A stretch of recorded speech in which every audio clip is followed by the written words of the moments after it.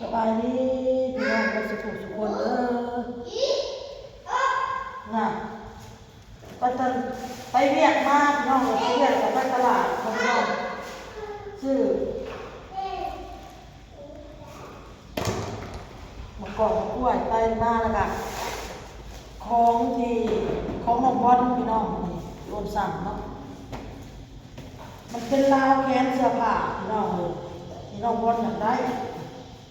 คนถามลูกเอาแบบนี้คนเอาแบบนี้เลยเนี่ยสั่งเงินพี่แซมพินเอาให้อ้นแต่มึงเดือนแม่ที่ออกนะพี่น้องเลยคนก็สั่งเพื่อสิบห้าหอดมันจะขอบมุกขอบใจเป็นหลายๆคนก็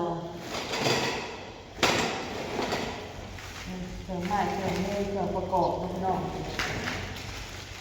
อันนี้ลูกกิ้งลูกพ่อ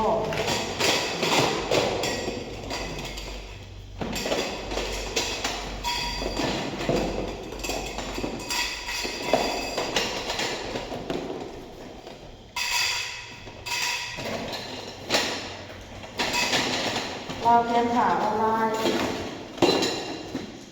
ถ้ามันใส่ค่ะใส่ดีกับอ้นกับสิสั่งมาลำลังยังไง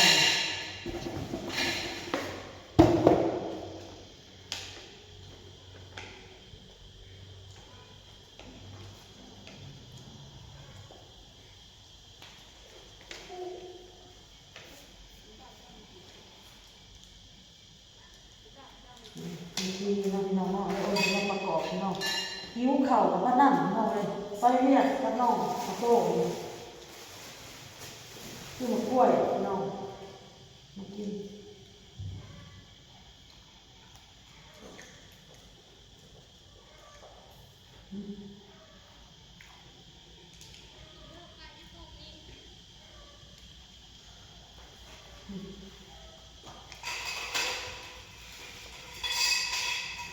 มันห้องหรือมั้งห้องหรือมั้งคนมาชวนไปกินแกงหน่อไม้เพื่อหลานเราเลยเจ้าไหนจะบอกคล้ายๆเครื่องแม่คนอะไรน่าจะเรียกจะออกคล้ายๆเครื่องน้องคือไม่ได้ไปหรอกไปแบบเป็นการหักลูกหักเต้าลูกเลยหักเงียบ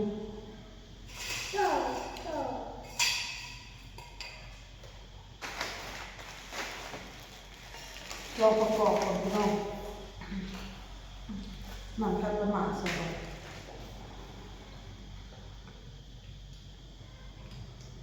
นี่ประมาณนี่ประมาณเราอันนี้เป็นโตโต้ขึ้นมา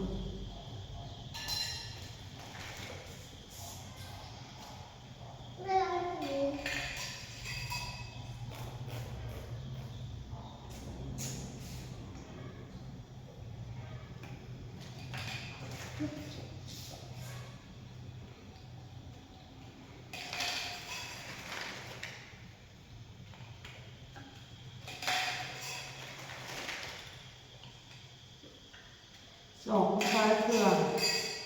ซื้อเครื่องมากเลยกินข้าวเสียเครื่องไม่มีเครื่องคล้ายเราออกไปนอน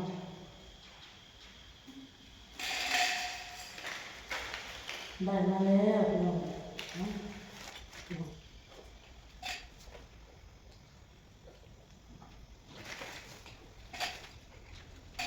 บอก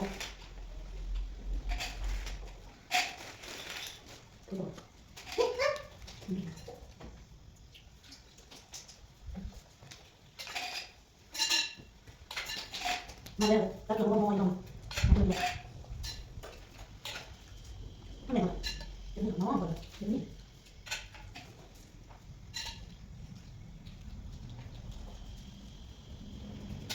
เนี่ยนี่มาเห็นมาดู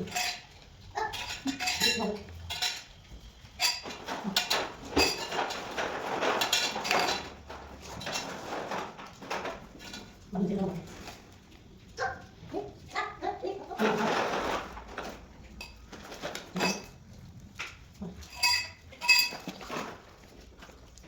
เลยเขาจะเป็นบ้า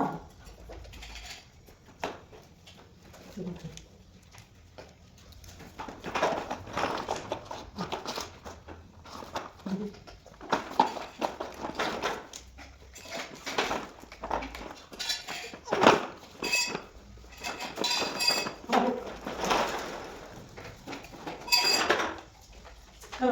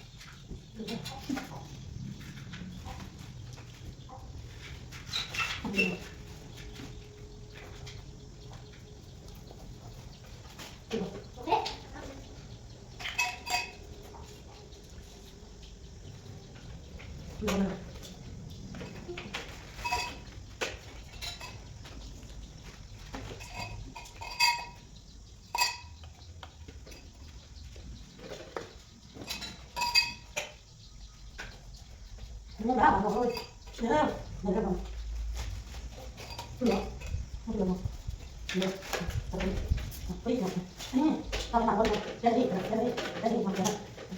ดีหมด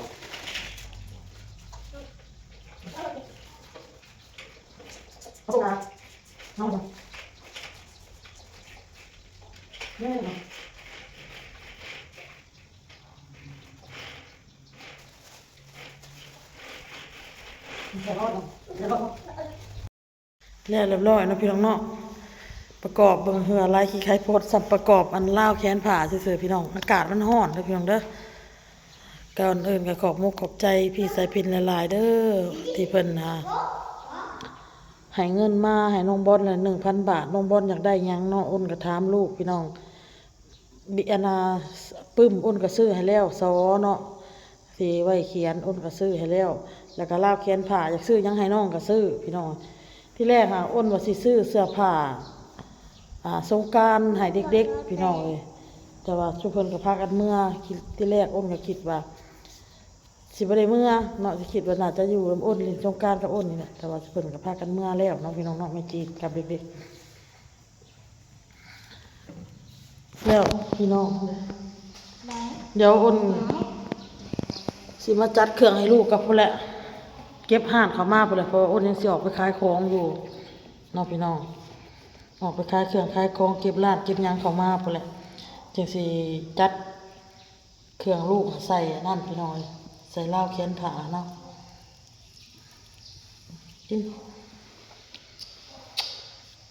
ขอมุกขอบใจหลายๆขอให้เอื้อยเพิ่นมีสุขภาพร่างกายแข็งแรงมีแต่ความสุขความเจริญเด้อปรารถนาสิ่งใดก็ขอให้ได้สิ่งนั้นเงินไหลนองทองไหลมาขอบพระคุณหลาย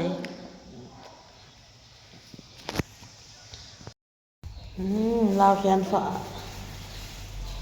ลาวแขนเครื่องน้องบอลเนาะเฮาก็ใส่ในมุมแบบนี้มันก็จะสบายพี่น้องก่อนอื่นก็ขอบมุกขอบใจพี่สายพินหลายๆพี่น้องตั้งแต่วันที่25แล้วเพิ่นโอนเงินมาให้เนาะโอนก็สั่งให้น้องเลยน้องอยากได้แต่ของมันหากลับมาฮอดมื้อนี้พี่น้องโอเคคลิปนี้ก็ได้ลาไปก่อนพี่น้องพ่อกับคลิปหน้าจ้าพี่น้องบ๊ายบาย